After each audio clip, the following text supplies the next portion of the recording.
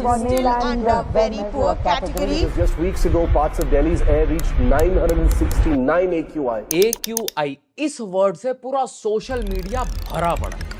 लेकिन ये चीज क्या है, कैसे ये खराब हो रही है, ठीक करने के लिए किस तरह का एयर प्यूरिफायर लेना चाहिए, उसमें क्या क्या चीजें देखनी चाहिए, सब देखने के लिए मैं बताता हूँ। AQI एयर क्वालिटी इंडेक्स से ही हमें पता लगता है हमारी आसपास की हवा कितनी साफ है और कितनी गंदी है। जितनी ज्यादा पोल्यूशन, जितना ज्यादा डस्ट होगा, उतना ज्यादा AQI का नंबर बड़ा होगा। ये नंबर आप अपने फोन की वेदर ऐप के अंदर भी जाके देख सकते हो। आपकी सिटी के अंदर राइट नाउ कितना AQI चल रहा है। जनरली फॉरेन कंट्रीज के अंदर 20, 30, 50 AQI होता है, लेकिन इंडिया में मोस्ट ऑफ सिटीज के अंदर 200, 300 पार हो रहा है। अगर दिल्ली की बात करो, इस साल 500 पार। ये दुनिया भर का पोल्यूशन। आपको लग रहा होगा ना कि हमारी गाड़ियों से निकल रहा है, हो रहा है, लेकिन सिर्फ 20-25%। मेन एयर पोल्यूशन होता है हमारी फैक्ट्रीज, चिमनी, फर्नेसेस, उसके बाद जो खुली कंस्ट्रक्शन होती है जिसके अंदर धूल, मिट्टी, सारे पार्टिकल्स उड़ते हैं, उनसे भी भर भर के पोल्यूशन होता है। फिर जो लोगों ने ऐसी खुली मिट्टी छोड़ रखी होती है, उससे भी भर भर के पोल्यूशन होता है। इसीलिए बाहर वाली कंट्रीज में एक रूल है कि आप कभी भी सीधी ऐसे ही मिट्टी नहीं रख सकते, आपको उस मिट्टी के ऊपर ग्रास लगानी ही पड़ेगी। इस चीज के अलावा आपके घर के पेट्स के जो उड़ते हुए बाल, हल्की हल्की एलर्जीज, वो सारा कुछ रल मिला के इस साल दिल्ली को 500 पार कर ही देते हैं। सरकार उस 500 पार AQI को ठीक करने के लिए AQI को टेम्परेचर से मेजर करे या पानी का छिड़का करके, वो उन्हीं को पता। लेकिन हम अपने एंड से साफ हवा लेने के लिए घर में लगा सकते हैं एक एयर प्यूरिफायर। उस एयर प्यूरिफायर को खरीदने से पहले आपको पता होनी चाहिए बहुत सारी इंपॉर्टेंट चीजें, जो चीजें चेक करने के बाद ही मैंने ये लिवॉइड का कोर 300 एयर प्यूरिफायर मंगवाया, जिसको डब्बा खोलते ही एक यूजर मैनुअल पड़ी थी, उसके बाद अपना निकला एयर प्यूरिफायर। डब्बे को अपने 2 सेकंड में फेंक के एयर प्यूरिफायर खोल के उसके अंदर से इसका फिल्टर चेक करा, फिल्टर को खोल के मैंने इसको ऑन कर लिया। अब वो वाली कौन सी चीजें हैं, जो सारी चीजें चेक करके मैंने इसको लिया, राइट। सबसे पहली और सबसे इंपॉर्टेंट चीज है इसके एयर फिल्टर की अवेलेबिलिटी। अगर वो फिल्टर ही अवेलेबल नहीं है तो आपका एयर प्यूरिफायर एक तरह से कूड़ा बन चुका है, उसको फेंक दो, उसके साथ क्रिकेट खेल लो फिर। और अगर मिल पा रहे हैं, उसके साथ ही दूसरा पॉइंट है कि वो फिल्टर कितनी कॉस्टिंग का है। जनरली एयर प्यूरिफायर की वैल्यू इतनी ज्यादा नहीं होती, इसके अंदर लेट्स बी रियल एक पंखा ही लगा हुआ है जो पंखे को खींच रहा है और हवा बाहर फेंक रहा है। बाकी सारे का सारा काम इसके एयर फिल्टर का ही है, जिसके अंदर से सारी एयर प्यूरिफाई हो रही है। इसी वजह से आपने देखा भी होगा आजकल बहुत ही ज्यादा फेमस हो रहा है, जस्ट एक फैन को फिट करके आप एक एयर प्यूरिफायर घर पे भी बना सकते हो, क्योंकि चाहिए तो सिर्फ एक पंखा और फिल्टर ही। तीसरी और उससे भी इंपॉर्टेंट चीज चेक करनी है एयर फिल्टर की CADR, मतलब के क्लीन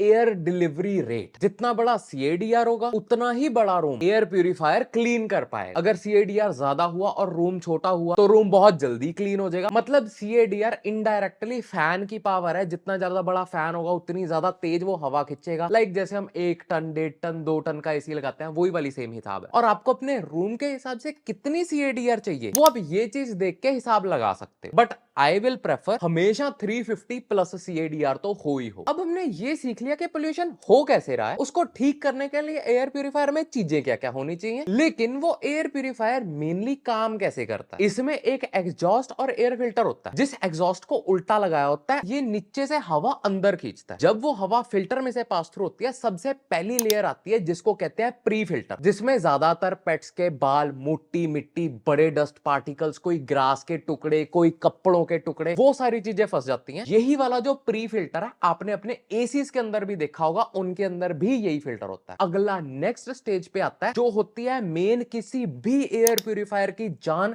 एक हैपा फिल्टर। ये एक जिगजैग से वाला फिल्टर होता है। इसी जिगजैग वाले के अंदर सारे छोटे डस्ट पार्टिकल्स, जो छोटे छोटे माइन्यूट पॉल्यूशन के पार्टिकल्स, वो सारे इस हैपा फिल्टर के अंदर ही फंसते हैं। ये हैपा फिल्टर भी ऐसे नहीं है कि एक सिंगल हैपा फिल्टर आ रहा है, उसके अंदर भी 3 से 4 मॉडल्स आते हैं। HEPA filter 10, 11, 12, 13, 14। आप जितने ज्यादा बड़े नंबर पे जाते रहते हो, उतना ज्यादा हैपा फिल्टर बढ़िया काम करता है, उतनी ज्यादा हैपा फिल्टर के अंदर कैपेसिटी साफ करने की ज्यादा होती है। जनरली आई विल रिकमेंड 13 या 13 से ऊपर वाले हैपा फिल्टर्स लो, वो ऑलमोस्ट 99% के आसपास मिट्टी को साफ कर देते हैं। इस हैपा फिल्टर के बिना एयर प्यूरिफायर इज यूजलेस। उस हैपा फिल्टर के बाद आता है एक्टिव कार्बन फिल्टर, जो हर तरह की स्मोक स्मोक, बाहर वाली स्मोक, कुकिंग स्मोक या फिर किसी भी तरह की स्मेल, किसी भी तरह का केमिकल, सब चीजों को साफ कर देता है। एंड उस तीनों फिल्टर्स में से पास थ्रू होके एग्जॉस्ट बाहर हवा फेंकता है जो आपके कमरे में सर्कुलेट होती है। ऐसे ही कंटिन्यूअस प्रोसेस के अंदर ये नीचे से हवा खींचता रहता है और बाहर आपको साफ हवा देता रहता है, जिसके साथ जितनी भी कमरे में गंदगी होती है वो साफ करके अपने अंदर रख लेता है। इसीलिए जब भी आप एक एयर फिल्टर को यूज करते हो तो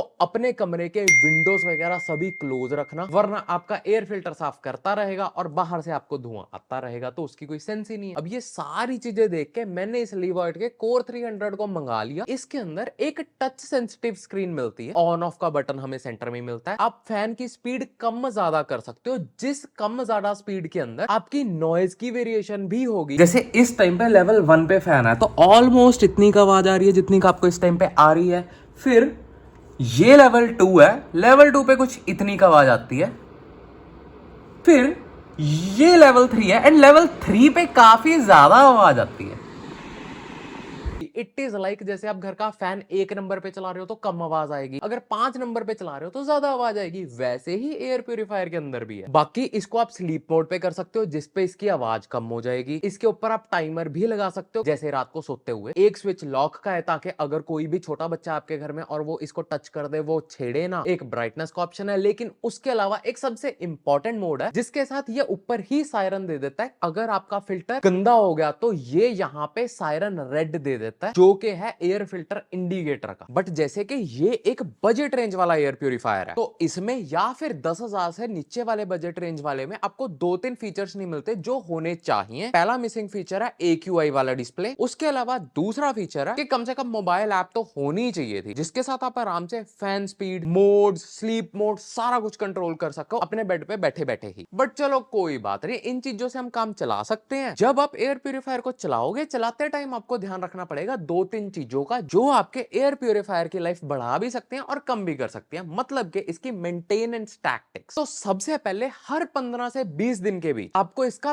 प्री फिल्टर साफ करना पड़ेगा, जैसे हम अपने एसी की जाली साफ करते हैं। एयर प्यूरिफायर के अंदर 2 अलग अलग तरह के प्री फिल्टर्स आते हैं। कुछ ब्रांड्स प्री फिल्टर और हेपा फिल्टर को कंबाइन करके ही फिल्टर बनाते हैं, लेकिन कुछ ब्रांड्स में एसी की तरह प्री फिल्टर अलग से आप निकाल के साफ कर सकते हो। फिर वैसे तो हर साल से 1.5 साल के बीच में आपको अपना फुल बड़ा हेपा फिल्टर जो पूरे का पूरा कंपोनेंट है वो चेंज करना पड़ता है, लेकिन it totally depends on your usage. अगर आपकी यूजेज ज्यादा है, सिटी में ज्यादा पोल्यूशन है, तो ये टाइम घट के कम भी हो सकता है। जब भी आप अपने एयर प्यूरिफायर को यूज करो, सारे के सारे कमरे की विंडोज को बंद करो ताकि बाहर से पोल्यूशन ना आए अंदर। और कभी भी अपने एयर प्यूरिफायर के पास में परफ्यूम्स, धूप, अगरबत्ती ऐसा कुछ भी ना यूज करो, क्योंकि वो सब कुछ आपके एयर प्यूरिफायर के अंदर जमने वाला है, जिससे उसकी लाइफ, रनिंग कॉस्ट, सारा कुछ पे बहुत बड़ा इफेक्ट पड़ता है। तो ये समझ लेना कि एयर प्यूरिफायर के ऊपर आपका कम से कम 2000 से 4000 तो 1 साल का लगेगा ही लगेगा, सारा running cost, filter cost, each and every cost लगाने के बाद। अब अगर आपके लिए ये पूरी वीडियो थोड़ी सी कॉम्प्लिकेटेड होगी तो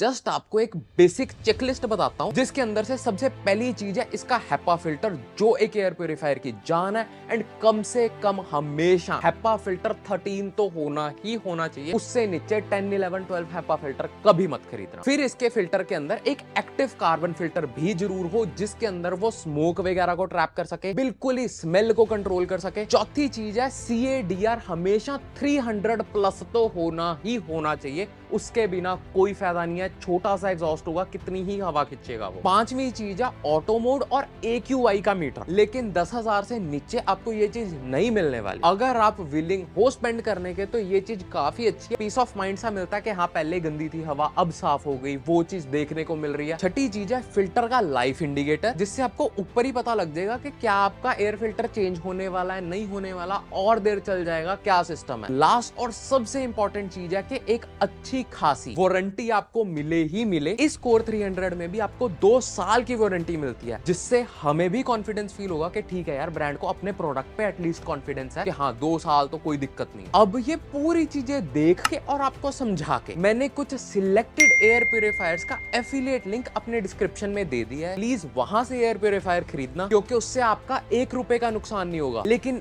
इस चैनल की ऐसे ही और एजुकेशनल एंड टेस्टिंग करके वीडियोस बनाने में बहुत हेल्प होती है।